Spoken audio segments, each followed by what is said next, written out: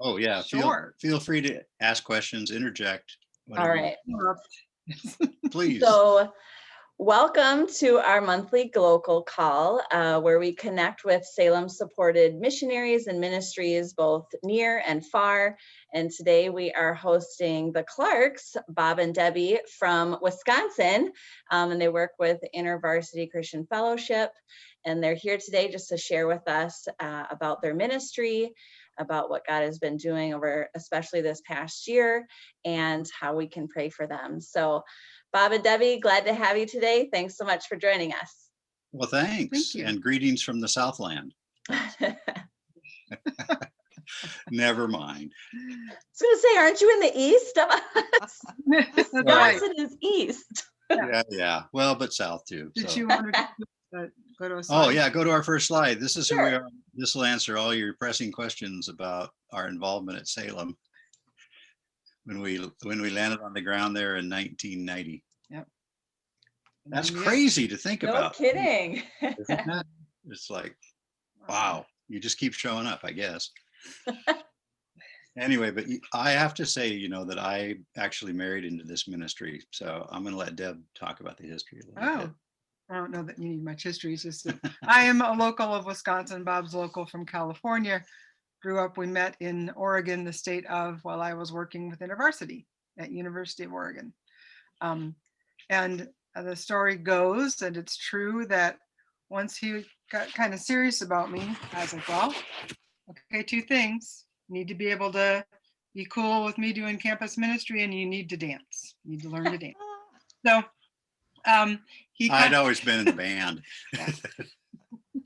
So he kindly, while we were engaged, took dance lessons with us. So we enjoy ballroom dancing. But we worked at University of Oregon for a while. While he got exposed and involved with InterVarsity with me, he enjoyed it. That's right. And when we moved to Johnson City for Bob to go to seminary, I went for a bit. He lasted. We worked with InterVarsity there, and while we were there, he was like, okay, this is a good gig. I want to do this as well. And then he finished his degree, we moved to the Twin Cities to switch our ministry focus from undergraduate students to graduate students and faculty, which we did at the University of Minnesota. Yep. During our 8 years there, which we thought was record-setting time to live anywhere at that point. And now here we've been in Madison for is our 14th year or something crazy? Yeah. Anyway, but very much enjoyed it. We lived in Northeast and discovered Salem early on in our adventures there. And our son, who was 6 at the time, found a home there as well. So yeah, that was fun. That was great. And Kathy probably remembers some of that.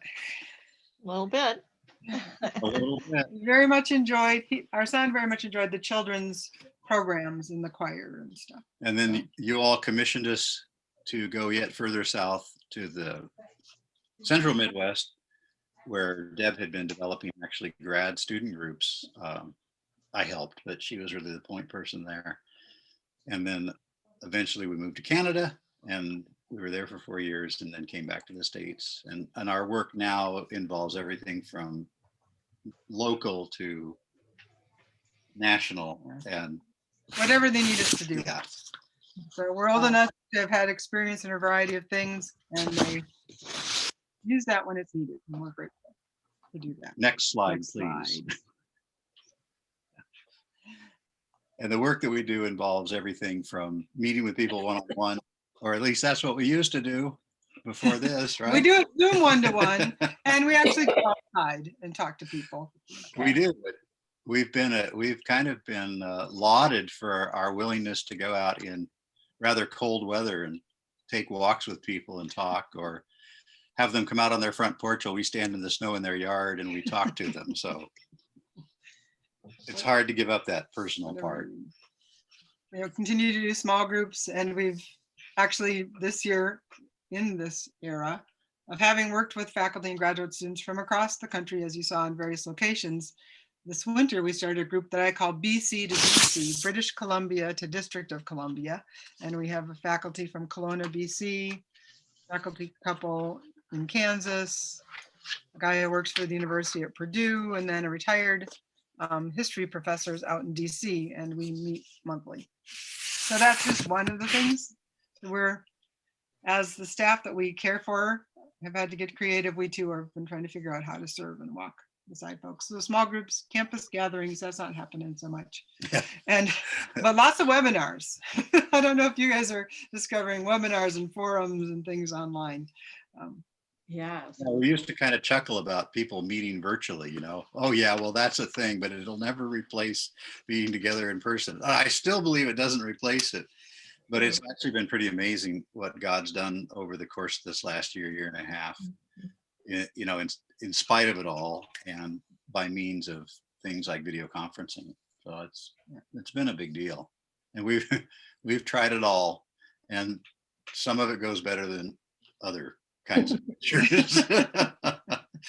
It's been, I don't know if we'll get to this, but one of the things I'm doing currently is helping network and encourage staff that work with international students.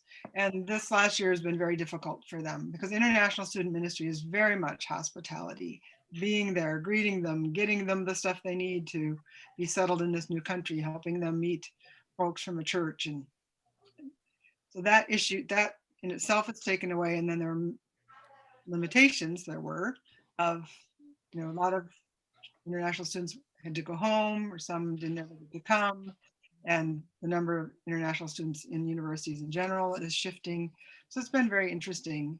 But the perseverance and creativity of folks going off and dropping off food packets for Thanksgiving and drive-by stuff, pretty amazing. Yeah, it has been. And again, it's kind of wild. I mean, like, we work with a faculty group in Milwaukee, and they've been meeting virtually, right? Basically did an immediate pivot to online. And one of the fellows who'd been a part of that group for some time had relocated to Singapore, but he's there every Tuesday lunchtime, which you might imagine is not It's like lunchtime. 2 a.m. his time or in something. Singapore. He shows up and tries to pretend like he's awake. That's been pretty funny. Well, let's roll the next slide. We don't want to keep you guys all afternoon. So yeah, so we could have nothing but slide after slide after slide It looks like of screenshots. And wouldn't that be exciting? No, not particularly. But anyway, you can imagine that it's been a whole different thing to try and do. But it was something I was doing prior to the pandemic, because I was pulling together people from across the country to talk about faculty ministry and exchange ideas. So it's a venue, a networking staff that we were comfortable with. Bob wasn't as happy about it, but he didn't want to be on the screen. But we did it, and he's adapted. I just run away every once in a while. Email becomes more. Text, you may have found, is almost as bad as email sometimes, and the video conferences. But the face-to-face ministry is what we still continue to try to do as we can. And have been engaging, in a little bit more of it slowly. And some of these screenshots we tossed up there just in case it prompted us to say something about. Well, so you need to point out the middle person on this group. Oh, yeah. So we've been having a group that has been reading about theology, race, and mission from various points of view. And so we've done things, as you might imagine, with Black culture in churches. We've done things with Latino churches and their things that they wrestle with. But then one time we decided we were going to take on Native American indigenous people reading. And so we read a book called Rescuing the Gospel from the Cowboys, which was an InterVarsity Press book. And we had done this sort of thing before, but we get down to the end of the group, and this group's been very, very faithful over the last year and a half, actually been meeting longer than that, 2 years plus. But the fellow in the center is actually Lenny Feinday, who was a law student at Marquette. He went to Bethel University in St. Paul, and we got connected with him through one of our former students. So yeah, Lenny was a student at Bethel University. His advisor at Bethel University was a student, an alumni of ours from University of Minnesota. She'd gotten her PhD. Stacy Hunter Hecht, and then taught poli-sci at Bethel. And he was with her. Some of you may have known of her. She died of cancer a few years ago from there. So he then came to Marquette University in Milwaukee. We connected with him there. And then he went back to Minnesota to work in tribal law. And so we just said, hey, Lenny, you want to join our book group for the last session and help us debrief from this book? And he did, and it was an amazing session. But we've tried to do those kinds of things to help our readings become a little more real. And that's been a great endeavor. And Lenny was very gracious to come on and speak very frankly with us, actually. So you've been able to support faculty through these kind of book discussions or these readings, especially in the area of race this past year. Is that kind of what I'm picking up? So one, it's been race, theology, and mission, as Bob said, that's the theme of, and that's kind of been the theme of our own learning. And I would say with the faculty, yes, at University of Wisconsin-Milwaukee, which is another group that we support and encourage. This local group, we've been reading through that. And then the larger, the BC to DC group I talked about, the faculty group, we actually just recently, we are in the process of reading The Cross and the Lynching Tree. Yes. Okay. So we're doing something similar at Salem, so that's why my ears are kind of perking up, and I just feel like what a blessing it is for faculty to come to a safe space to talk about that, to wrestle with things, to hear different perspectives. And it sounds like a similar thing that we're doing within our congregation. And we read Cross and Lynching Tree in September, and then incidentally in October we read this book about Native Americans. Oh, that's not the right book. But we also did this thing called the Sacred Sites Tour right here in Minnesota, and just about the Dakota tribe and just the massacre that took place right by Fort Snelling, and how it's a sacred ground. And so it's very interesting to hear you share that. And so we would recommend Brown Church, right, by Robert Romero. That's the book we read. That's the Latino church. Okay. And Robert is a professor of history, Chicano studies, and at UCLA, and a strong Christian. Very interesting man. He helped us wrap that book up. That was another one that we brought him on board to help us sort of debrief off that book. So next, after probably a break of some processing, because all of this is transformative to you, to a person internally, right, as well as just intellectually, we'll likely look at Asian and Asian American theology and mission. Yeah. So, wow, you got more than you wanted there, I'm sure. But no, I really appreciate that. Sorry to take a tangent. One of the histories of us, even though we're white, is we've been very supportive of Black scholars and professionals, which is a subset within InterVarsity for graduate students and faculty, and we've been advocates for that, and that's. Well, we've been allowed to serve in their conferences and whatnot. Yeah, we don't plan it, we just serve them. I mostly drink coffee. It's been a great gift to do that. Next slide, please. Oh, well. That shows how we walk. That's good. We walk, and I keep a safe distance. And this is a faculty woman here, Laurie Woodall Shafler, who's at Concordia University in Mequon, Wisconsin, so one of the Lutheran Synod schools. And she teaches theater, one of a minority of Black faculty at her school. And in the midst of this last year, between the pandemic and issues of the racial reckoning issues of the summer, and just her family and guarding her own situation, we have purposed to drive by her place in Milwaukee, which was over an hour away, and check on her and her husband and just say, hey, and drop off cheese and listen. And that's what we do. Yeah, I drop off treats and listen to she and Ryan. They're mixed race couple, and they've run into a lot of stuff. So, and they've followed Jesus, and it's hard some days. So we're very grateful to be an encouragement. We met them through a faculty conference, and that's a part of our life as well. Used to be when they met in person, now they're virtual. Okay. That's been a change. In another year. Do you feel like you get less engagement at these conferences or more because it's virtual? With the virtual, part-time staff are able to participate. Within faculty ministry particularly, they have found more faculty will at least come in initially because you don't have to walk across the campus to go to a group. But that tends to wane a bit, but that has helped some initially. But the community part still is slow and isn't quite there.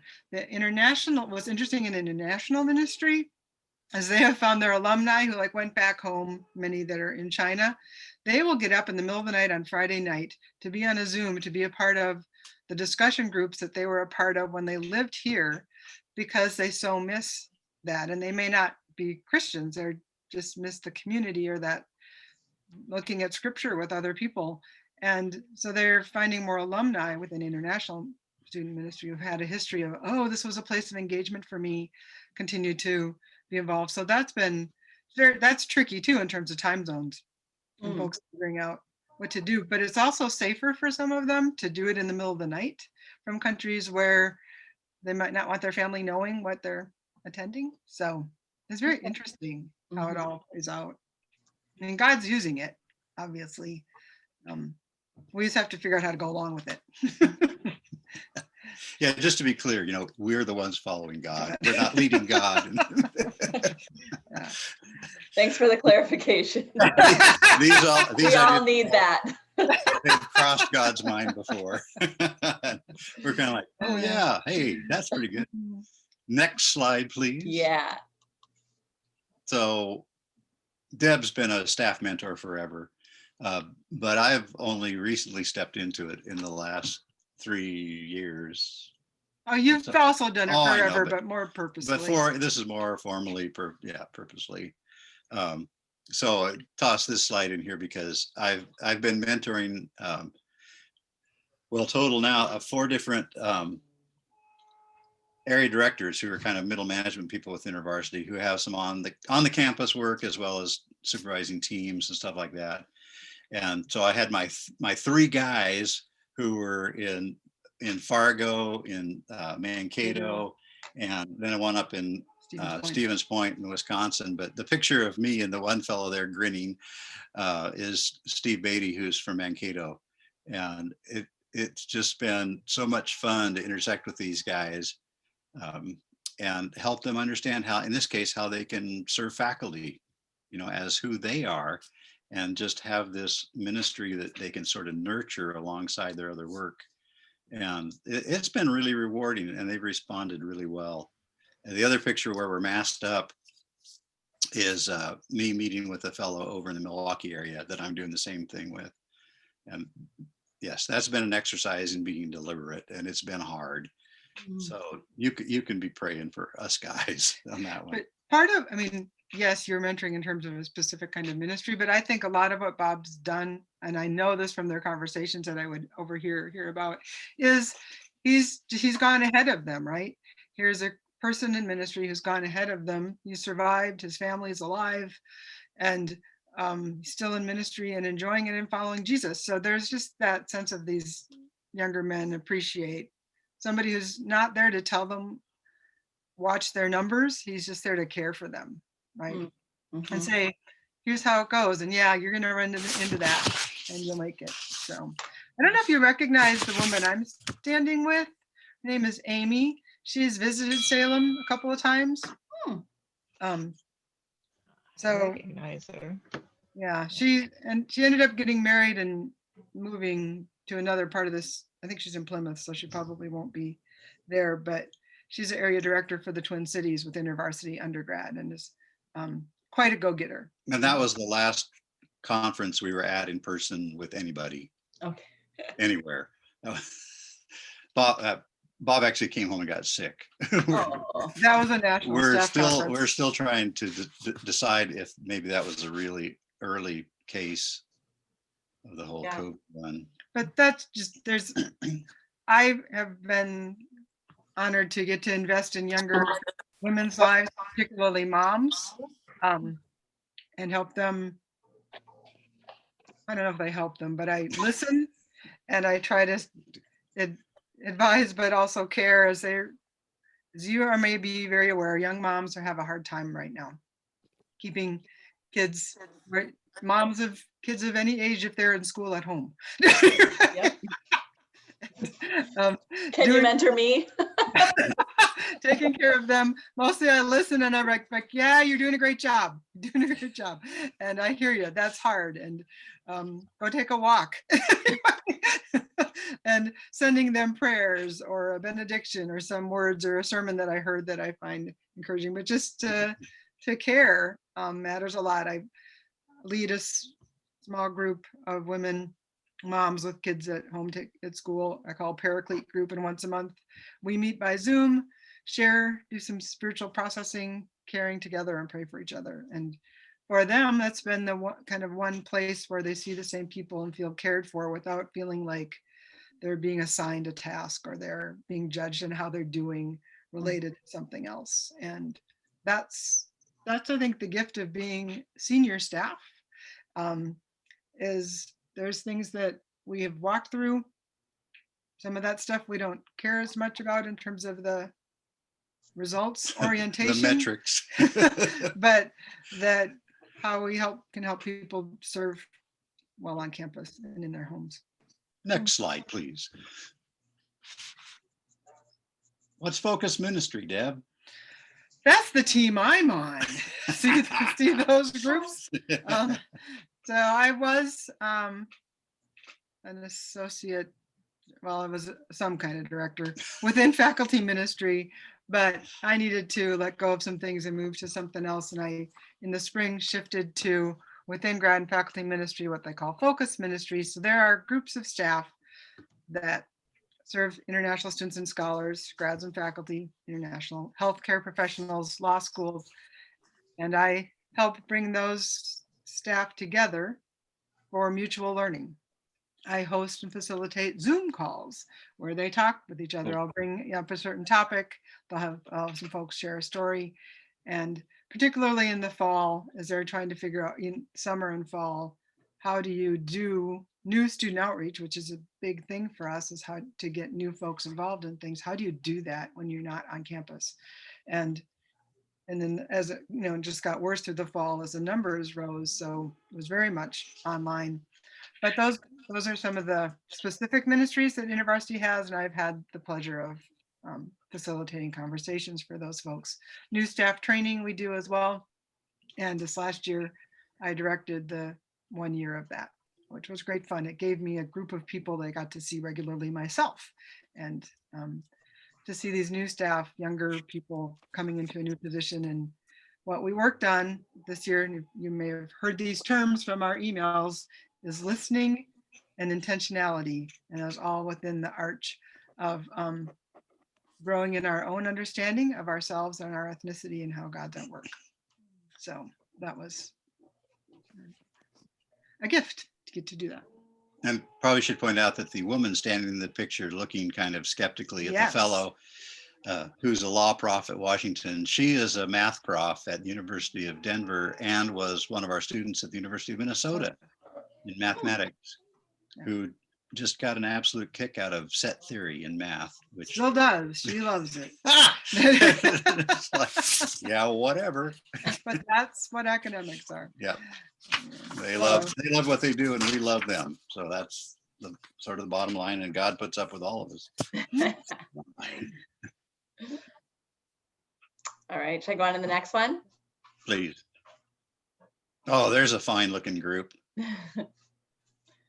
I look at this group and I just smile. So we're working to help what we call veteran staff know how they might best serve in sort of the changing seasons of life that they're going through.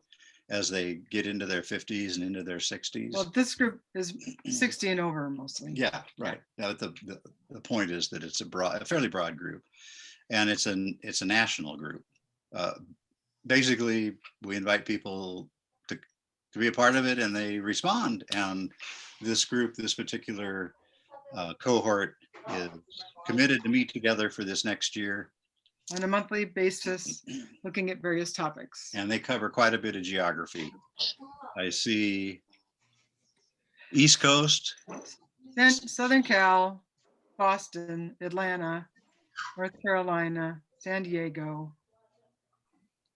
Illinois, Boston, and St. Louis. yep, St. Louis, there you And go. there's more. But when I was making this job shift, one of the things that regional and national leaders wanted me to do was to help care for their staff that were on the 60 and older space, to figure out, help them and their supervisors know how to serve well. Our energy changes, things about life change some, but we need to be able to enjoy and be joyful in our work. And some may need to consider how to transition into other things. So that's part of why we do this. And it's fun for Bob and I get to do that together. It's great. There's so much history on this page. It's astounding. But next slide, please. And we won't be on that one for very long, because that's just a reminder that God's at work all over the world. And again, we're trying our best to follow God wherever led. Yes. And besides, I thought it was a cute map. You know me, I like cartoons. Next slide, please. Oh, now there's a fine looking group. That's so Bob and I, and there's Peter on the right with his wife Kate and son Sam. They live in Madison. We have been a pod basically together. We did decide not to live together when the shutdown happened, because we've done that before, and who knew how long this was going to last. I'm really glad we chose not to do that. And but we just keep contact with each other, and that's been a great gift for all of us. That's my sister below me, you might have guessed that, and her husband and her son Dan and his family. You may likely aware that my sister's son, my nephew David, died in the late August. He was a 27-year-old teacher in Blaine and suddenly collapsed and died. He was out working outside. He was a Northwestern St. Paul alum. He was the president of the student body there while he was there. So he was very well known in the community, and a lovely, happy fellow, married, didn't have kids. But that was August 25th. That was a trauma for our family in the midst of this year, and still is. So you'll see a prayer request for that family. So my nephew Dan and his family is adjusting. As there is pain, there is joy. They had their little boy, Luke David, born the month after my nephew David died. But still a lot of deep pain and things others on this call understand. But So the one who passed away, is he in the red? he's not in here. Okay, okay. Nope. Yeah. Okay. No, that was a pretty amazing event, because so this young man who was president of the Northwestern St. Paul's student body, teacher, highly well known, highly liked within the community, and all these young people in grief, not knowing. So they actually figured out ways to have a funeral and a visitation, and hundreds of people were out. Came through the visitation. It was crazy. Crazy. Yeah. So, Yeah. It's made it a fairly hard winter. yeah. But, so our prayer request, speaking of which, next slide. But yeah, Dan is in that prayer request. So, anyway. Yeah. Oh, ones that you might expect, that even in the midst of all this, that our work might be glorifying to God, and should I say winsome, drawing people to follow Jesus. A lot of decisions coming up. We've listed some of them there. The new staff training. We've been involved in the past in faculty conferences, not quite as much this round. We're kind of like a summer family camp for faculty and their families. lot of decisions there. This year, I think now we are staying online. Yeah. Right. Yeah. But that's a huge point of community for folks to be able to get together regionally. And in some cases, they come from across the country to go to various conferences. Anyway, and ways that we might be hospitable to folks within their comfort level and our comfort level, especially as we begin to re-enter now at this point. I have had both of my shots. Deb and the rest of the crew are midway in the process. So it's daunting to think about. So how do we move forward from here? And what do we do? How do we do it? This was looking for a tax document. So as you may, well, I think you come to understand that much of what we're doing now is what I would call staff development, and as well as then some very individual and specific campus things. We don't manage groups of staff, we influence groups of people and step in as we're needed. But that would be the best way to describe what we're doing, is investing in the next layer of staff so that they are proclaiming Jesus well, and then doing some of that work ourselves, but because of the pandemic and our own interests on smaller scales. So prayer for our family appreciated. Again, Deb's sister and her family. And then our grandchildren, Sam here locally, and then Matthew and Hosanna out west. But these days I want to say, and pray for their teachers. My goodness. I mean, some students are coming back on campus and they're finding that quite a challenge at this point. And I can only imagine what next fall will be like. Some are going back now, but that's not our crew. And then I think too, in terms of faculty, both at that level and at the collegiate level, as they work on reentry, there's certainly been a lot of concerns and a lot of rethinking about how education is done. I mean, I know you all have had to rethink how church is done and what that means. Get down to some real core issues on these things because of our circumstances that we've been placed in, as it were. And I think conferencing in general will be changed forever. It's cheaper to do it virtually, right? To not fly everybody or have everybody drive somewhere. So in terms of InterVarsity's national events, I think they'll still have them, but they won't have also the option of the online thing, which is helpful to your part-time staff, because there were volunteers and part-time staff that weren't able to attend some things or go to things, but they get to be more included this way. And as you referred to earlier, there are faculty and internationals and others that are more engaged than they had been before because of the online option. So figuring out a way to have that hybrid, the both, I believe, will be a part of the future of ministry. Well, I have to confess, it's great talking with you all and seeing you, but it's going to be also nice to have dinner with our family tonight. Because they exist, which is great. It's kind of like physics. We overcome travel. And we are, we're a little bit extroverted. And so we've walked outside with friends probably every week, but 2 of the coldest weeks. Yeah, in February we didn't. There were a couple of weeks. Yeah, you guys got, well, I know it hit Kenosha, Racine area. Did you get dumped on with like 2 feet of snow in one day? Not as bad as Things like that? The Okay. ones that missed us, yeah. And that's okay. the snow we don't mind. The cold we don't walk in so well. Sure.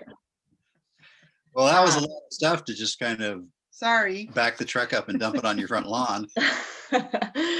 Wow, I just, in hearing this, like, it's so much broader than just the Wisconsin, Milwaukee, Madison area, right? Like, It always has been for us. yeah. But I guess it's even like the BC to DC, and so physically, but then also you guys are working with just so many varying age groups. I hear you talking about young moms, and hear you talking about faculty that are 60 plus, and that's quite a range too. And so you just have to have a lot of giftings to be able to influence such a range of people. And I see that in you guys. So it was really cool to hear that. Thanks. We mostly care. That's right. At the end Yeah. of the day, people want to be cared for and heard. Mm-hmm. Does anybody have any questions for the Clarks?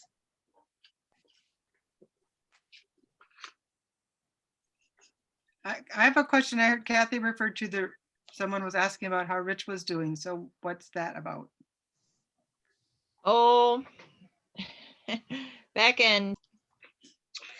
Father God, thank you so much for just gathering us today across the miles and to hear about the Clark's ministry, Lord, and how just wide and deep it is, and how you have continued to put new leadership opportunities and new faculty, new groups of people to influence, as they say, in their paths, Lord. And as they just shared with us what, even this past year has looked like, I think we see why you have entrusted so much into their care. We just thank you so much for them. We thank you for the ways in which they are deliberate in just being available for people, being a listening ear, and pointing them back to you, God. So I just want to lift up their prayer requests today, that the work that they continue to do, God, would be glorifying to you, and that it would be effective ministry in pointing people to you. Lord God, I just especially lift up Deb's sister and the loss of her son, and just the grieving family that remains, Lord, and how difficult we acknowledge it is to grieve during this time, to feel even more isolated with this loss. And so we want to just lay that at your feet, God, and ask that you continue to do your work there, just helping to bring about closure and filling those gaps that exist. And just pray for peace to fill that family. And Lord, just to create those pathways to grieve and to also move forward where and when appropriate. God, we just pray for all of the changes that have occurred this past year with ministry and the way they are doing ministry, and just even rethinking the future and those changes just to the people that they work with in the world of education and in their own ministries. God, that's a lot of changes to be navigating and helping people through, and then also working through yourself. So I just pray, Lord, for patience in that process, for trust, for open hands, in following your leading and your guidance, and Lord, that they would continue to be fruitful in the ministry that you have entrusted to them. Thank you again for our time together. In your name, amen. Amen. Thank you. So